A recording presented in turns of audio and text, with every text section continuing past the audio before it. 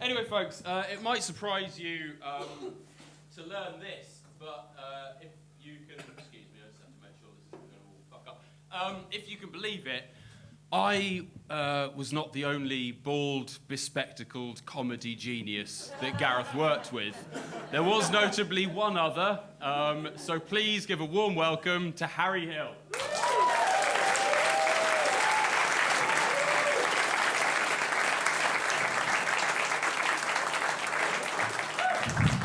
Thank you so much. Richard Rose, a disgusting display. You should be ashamed of yourself. Appalling display. Yeah. And the chicken guy, I mean, if that's the hit of the festival, it gives you some idea of the rest of the entertainment on offer. He did, of course not. He did, of course, Gareth, I never hardly even knew him, Gareth, but I've accepted the fee tonight. Of course not.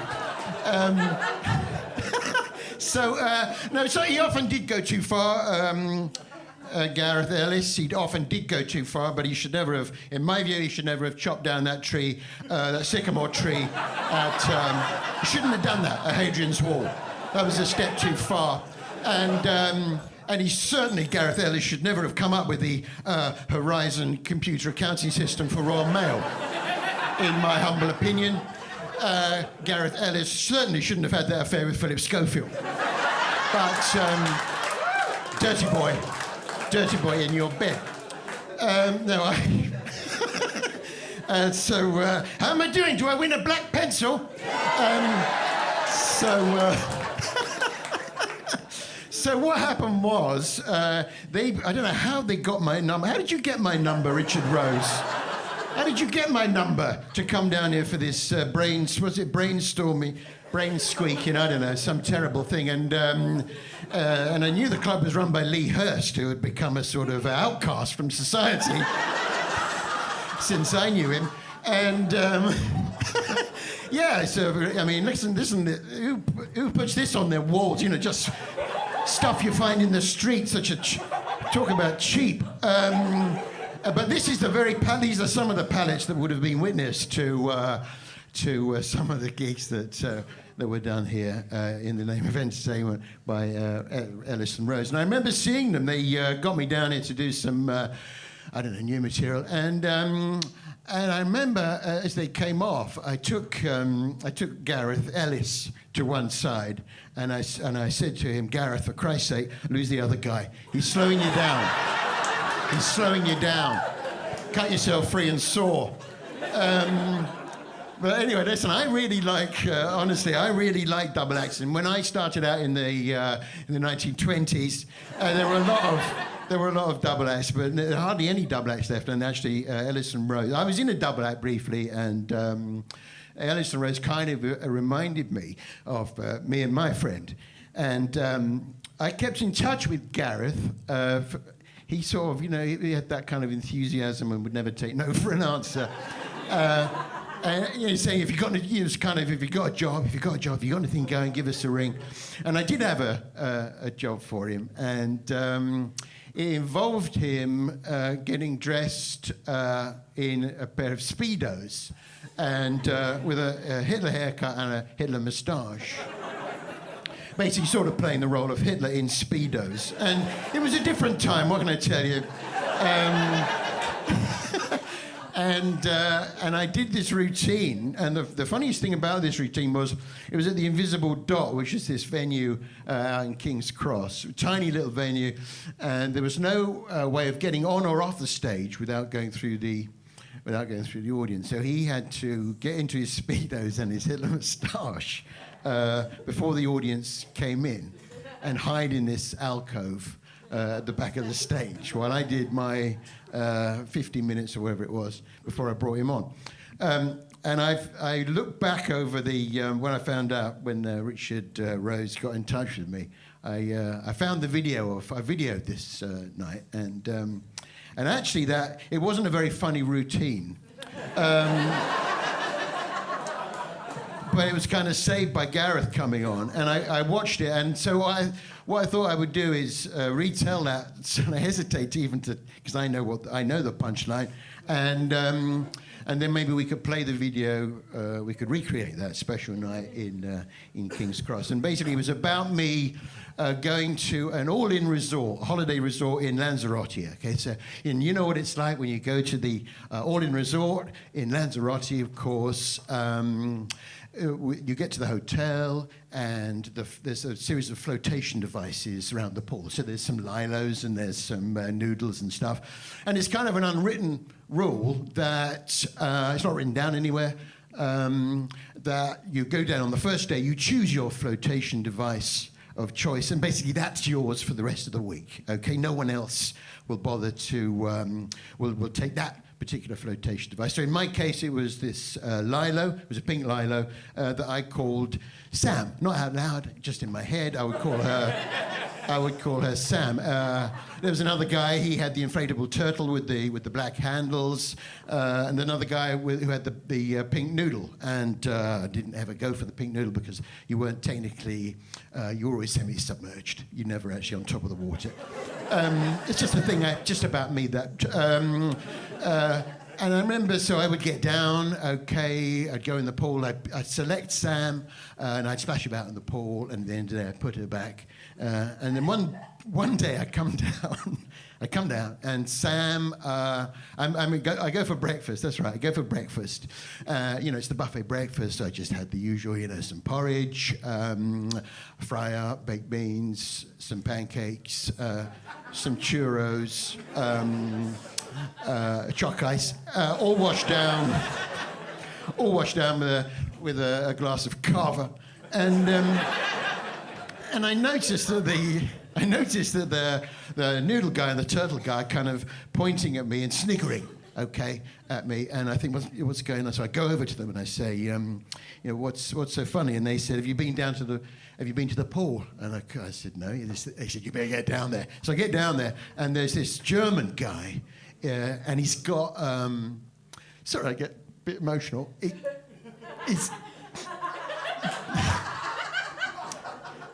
He's got Sam. He's splashing about.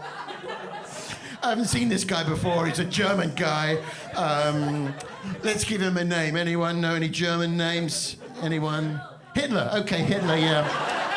Okay, bit mean, a bit offensive to any Germans in. Any Germans in? No, they don't like comedy, do they? They don't like to laugh. The Germans. Sorry, I do apologise. Anyone here maybe got some German blood? No? Okay. So, anyway, so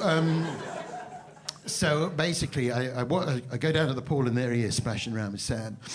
And I don't know what came over me. I threw myself into the pool, and it was at that point that I remembered that I couldn't swim, and that's why I needed the lilo, and so I'm basically drowning in the pool, and then I feel an arm around my neck, and it's Hitler, and he drags me into the shallow end. He pulls me up onto the side of the pool. He turns me over and he starts pumping the back of my chest. I spit out a whole load of water, then he rolls me over again, goes to give me mouth-to-mouth resuscitation. I said, it's okay, I don't need that. And I don't know what had happened. I suspect maybe it was the turtle guy or the noodle guy had called the local news TV crew, turned up, and they wanted to interview me, and it was all extremely embarrassing. That was on a Tuesday. Wednesday, we went to the volcano. Anyway, at that point, have you got that video? At that point, basically, Gareth comes on, right? Yeah. On here, yeah. Yes. Yeah. Oh, okay. Could we have the lights down, please, Lee Hurst? Could you turn me? So I just press the space bar. Oh, yeah.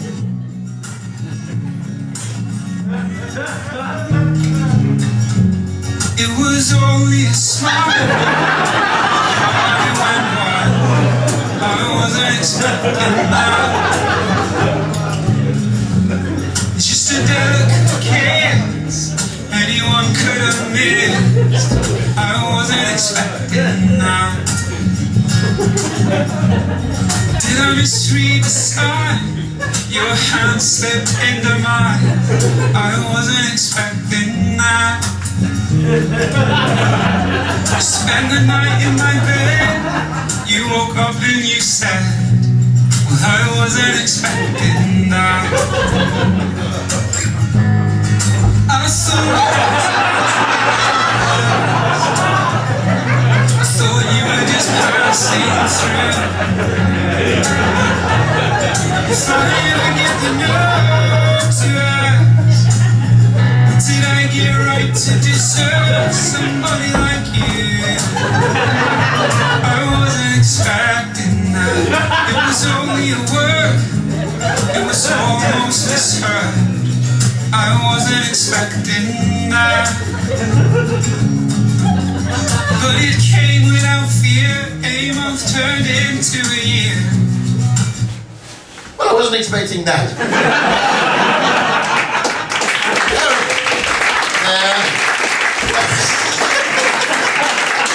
Gareth Ellis, ladies and gentlemen, my son from my first speech.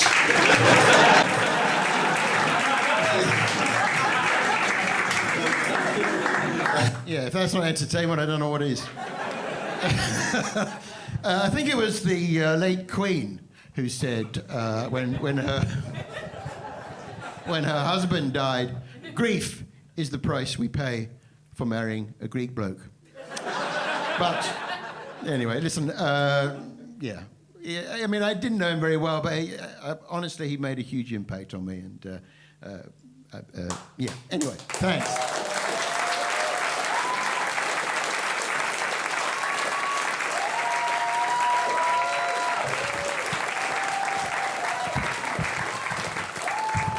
Harry Hill, before, at the start of the night, Harry and I had a chat beforehand, and he said, what's kind of the tone of the night going to be? Like, should I wear, like, the big classic Harry Hill big comedy collar? And I said, I don't know, like, feel it out, feel the vibe. And he didn't wear it. So now we all know what somber Harry Hill is like. It's exactly the fucking same with a normal collar. So... Anyway, we've come to our final bit of the night now. So I forgot to set it up in the interval, but it's, I think, you know, no secret to anyone that Gareth loved music. He was a great DJ, he was a great singer, a fucking great dancer. And I don't know how many gigs he and I went to together. And we're very fortunate to have the front man of one of his favourite bands here tonight, Tankers the Henge, who we went to see God knows how many times. I just have to keep talking until it's set up. I will forewarn you, just in case, like, when he's finished, you all get up and go. Don't, because I'm going to come on, do a final little video clip, and then we can all fuck off to the bar. Is everyone having a good night? Sorry. No. Oh, cheers, buddy. Thank you. Thank you, everybody. It's been quite fun, hasn't it? I think he would have liked it. Like, he would have had complaints, obviously. You know, he would have come up to me afterwards and go, no, I don't think you should have put Harry Hill on then. I think you should have been, yeah. But, you know, he still would have enjoyed it. Everything ready? Yeah. Yep. Oh, beg your pardon. You know what? You introduce. I'll run over there. Okay, everybody make some noise for Jazz DeLorean.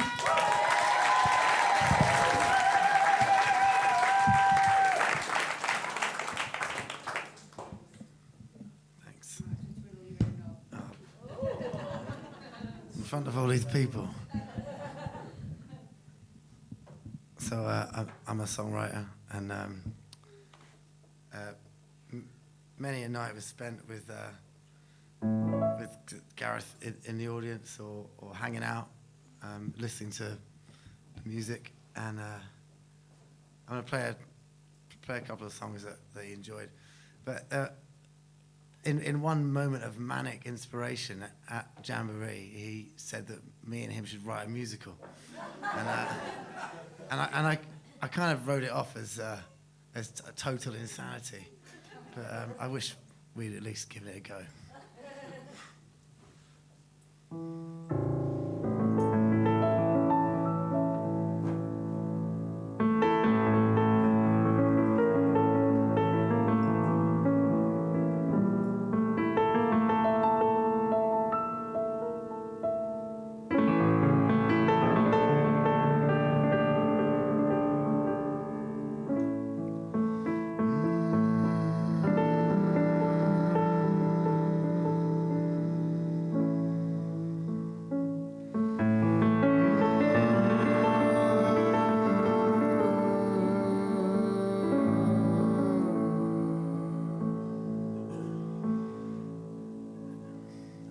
your soul, aching from the holes inside? Are you searching for a place to hide? When you laugh, you tear my world apart, and I'm never quite sure how you don't recall the rain when the storm swept you away. I love you more than I'm supposed to now. You can shelter under my skin, find a different way to win. Love like that is not a sin. I love you more than I'm supposed to now.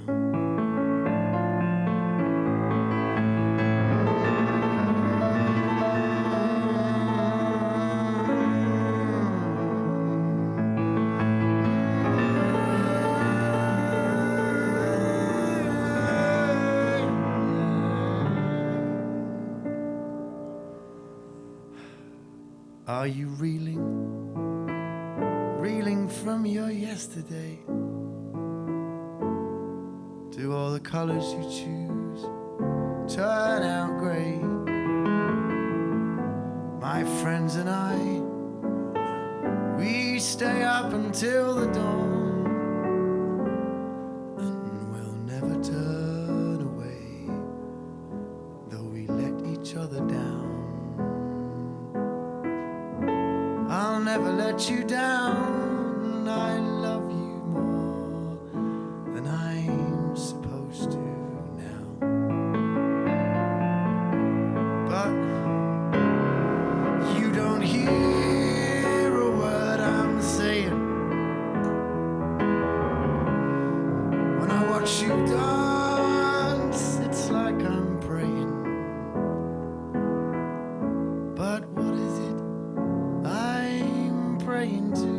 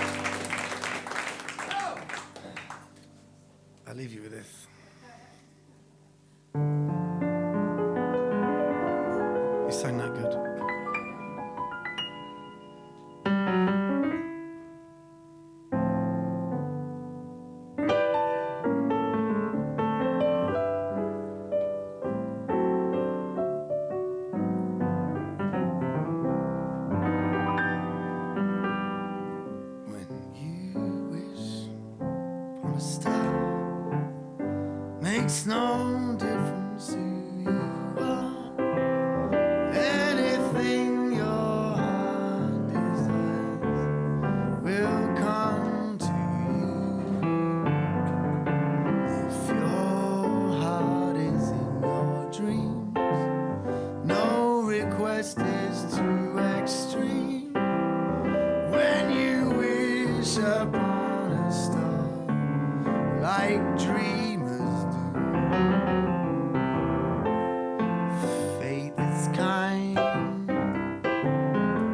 She brings to those who love the sweet fulfillment of your secret longing. Like a boat out of the blue, fate steps in and sees you through. When you wish upon a star, your dreams come true.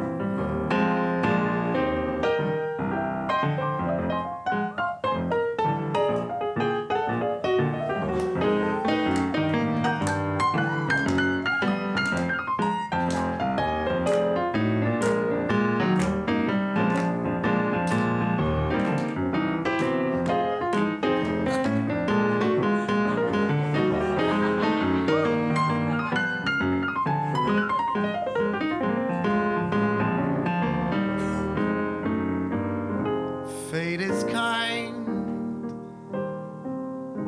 She brings to those who love the sweet fulfillment of your secret longing. Like a boat out of the blue, fate steps in and sees you through. When you wish upon a star, your dreams come true. When you wish upon a star, your dreams come true.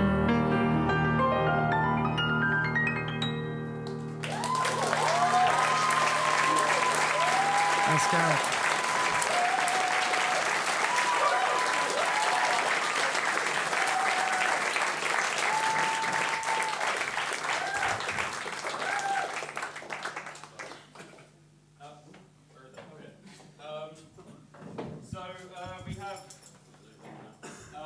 We have kind of come to the end of our night. I would like to end on a sincere note.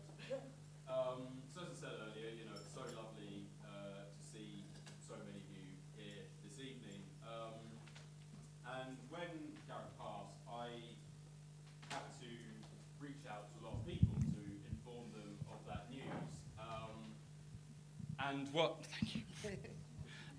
what kind of astonished me, there were a lot of people who I kind of, you know, I may have met with him years ago, but I hadn't kept in any real touch with.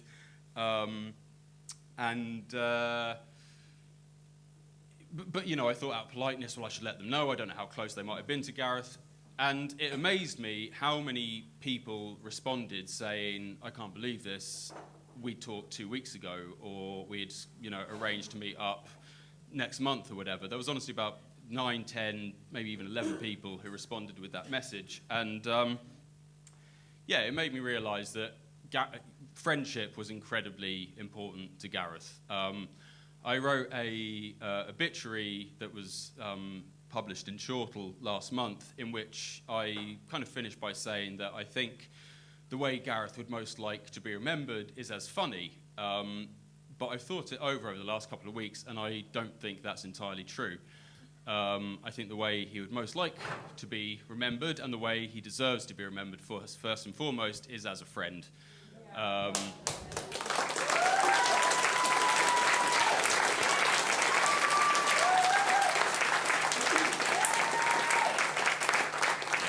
He was a great friend to a great deal of people, and I think tonight has been a real testament to that. So thank you all so much for coming.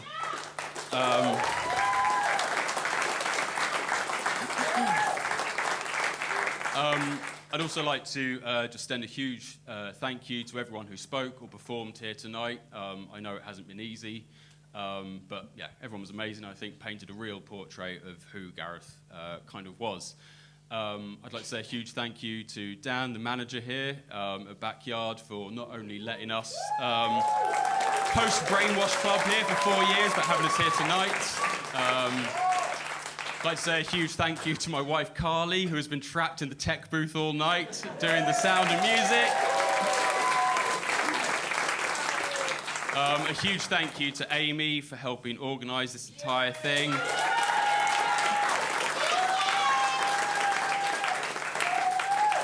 And most importantly, a huge thank you to Michelle, Gareth's wonderful partner.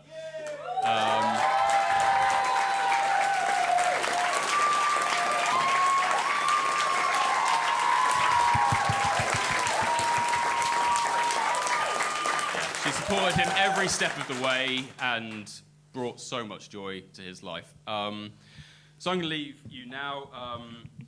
We can all go to the bar and have fun, but it has been a huge privilege to kind of put this together, and I think Gareth would have really enjoyed it. I think it's only fitting, though, that we end with a final word from the man himself. With the lights down. You laugh, you'll cry.